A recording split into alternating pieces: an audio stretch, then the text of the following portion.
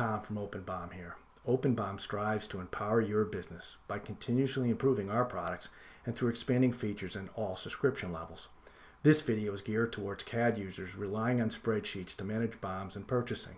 Your success starts with a modest investment in OpenBOM. The reality is at an annual cost that equates to a few hours of your billable time. If you're looking for a simpler way to integrate CAD data, if you're looking to expand the power of your BOMs with flattened BOMs, cost roll-ups of assemblies and formulas, and if you're looking for practical purchasing and inventory capabilities, please keep watching. We're going to start our journey today in OpenBOM. We're going to be using two catalogs to bring our CAD geometry in. One's called hardware, just our general hardware here. And let me give you an idea. You see quantity at hand, I have 180 of those, and I'm going to set up part numbers, HW- and a number.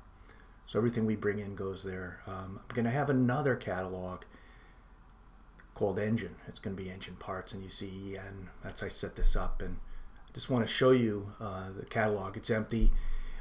You notice quantity at hand. That's our inventory, our cost. That's what's going to set. We're going to set vendors later also. You don't see that on there yet. So now I'm in my CAD system. Happens to be SOLIDWORKS, but it could be pretty much anything that you're using. Really what we're looking to do now is we're going to map some properties. We're going to pay attention to that. So these settings, once I set them, I can forget them. What my default catalog, if I have a bill of materials template. Here what I'm doing is my hardware and my engine categories are set so that parts will automatically go there. And then I got some cloud settings. Anytime I want any kind of link from CAD data, here I'm just going to do a 2D PDF, but step files and drawings and so on, so we can get through. So first thing I'm going to do, generate some part numbers. You notice that this assembly doesn't have any. So we'll walk through putting it in the part number property. And we're going to generate it for our sub-assemblies and go forward that way. Now you don't need to generate part numbers in OpenBOM.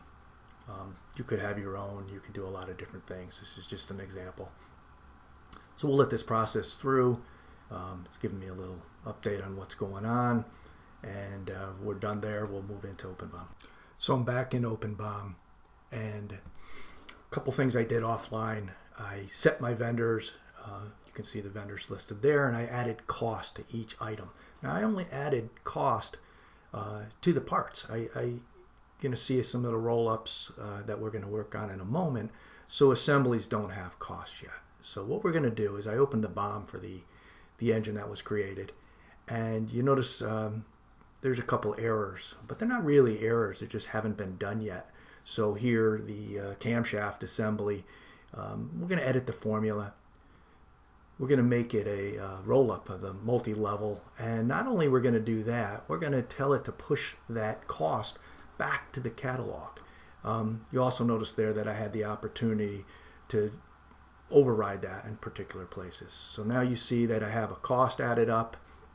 Let me jump back to the bill of material for the engine because I want to show you the actual overall cost of the engine. It's about a $10,000 engine, pretty cheap for parts and this type of thing. So back at our engine, Bob, we're going to start procuring parts and building out some engines. So I'm going to click on orders here, and I'm going to create an order. Our first order, we're going to make sure we have enough parts on hand to make 3 of our engines. So I'll put a note in here to remind me what I'm doing. Create the order.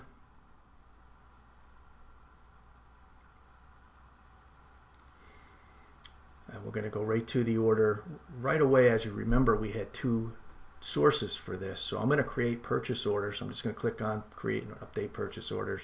Go right to these purchase orders. You see there's a purchase order for Granger and one for ABC Machine. Those are the 2. Let me take one of them and just show you how I bring these in. So basically, it's as simple as I'm going to receive the PO. So I'll click on receive the PO, and you'll see the message here. But essentially what's happening is now my quantity on hand for all those parts has been added for what we purchased. Nice and simple. So you'll notice here that I got 27 clips and 48 clips, excuse me. And I also did the same thing to the engine parts. So the next thing, we're now at the tab for procurement. We see orders, vendor lists, which you would create in the purchase orders. What we're going to do is go back to our BOM, and let's go build just one engine. And to do that, I'm just going to create another order and just say 1. So the first order I created was really for purchasing, and I'm going to use this order really just to build one out. So let's build one out, and I'll go to that order. I don't have to order anything because our quantity on hand is capable. We're all set. We have enough there.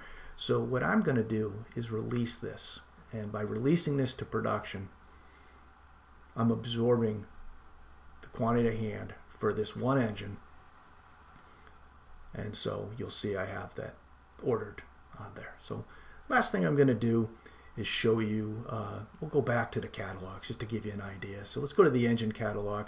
We built one, so in the catalog now, quantity at hand, we got enough connecting rods to build 2 more, as you would expect. That concludes our journey. Starting January 1st, 2022, all the tools you have seen will be contained in our professional individual subscription, making OpenBOM your complete BOM management and procurement solution. Thanks for watching.